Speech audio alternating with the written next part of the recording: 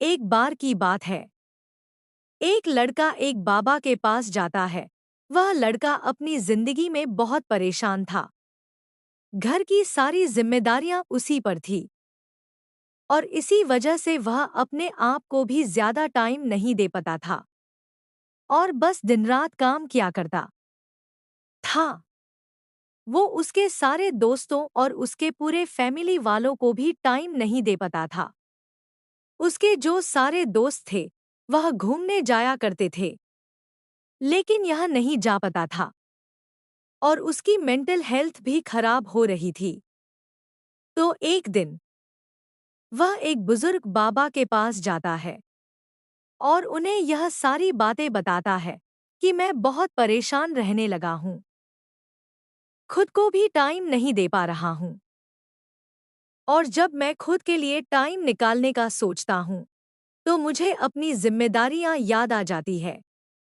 मैं पागल सा हो गया हूँ। अब आप ही मुझे कोई रास्ता बताइए। बुजुर्ग बाबा उस लड़के को कल नदी के पास आने के लिए बोलते हैं। यह लड़का जब कल नदी के पास जाता है तो देखता है कि वह बुजुर्ग बाबा पहले से ही उसका इंतजार कर रहे थे। लड़का बाबा से कहता है कि बताइए बाबा, अब मुझे क्या करना है। तो बुजुर्ग बाबा उस लड़के से कहते हैं कि बताता हूँ, लेकिन पहले हमें नदी की उस साइड में जाना है। मतलब नदी की उस किनारे पर जाने के बाद मैं तुम्हें बताऊंगा कि तुम्हें क्या करना चाहिए। लड़के को उनकी बात समझ नहीं आई कि नदी के उस किनारे पर जाने के बाद ही क्यों बताना है। लेकिन फिर भी लड़के ने बाबा से कहा, चलिए फिर हम नदी पार करके नदी के उसे किनारे पर चले जाते हैं। तभी बाबा ने उससे कहा, ऐसे नहीं, हम उसे किनारे पर तब जाएंगे जब इस नदी का पूरा पानी सूख जाएगा, जब इस नदी की जमीन देखनी शुरू हो जाएगी, तब हम दोनों इस नदी में से चलते हुए नदी को पार करके उसे साइड में जाएंगे। लड़के ने बाबा की तरफ देखते हुए कहा, बाबा आप यह क्या बोल रहे हो।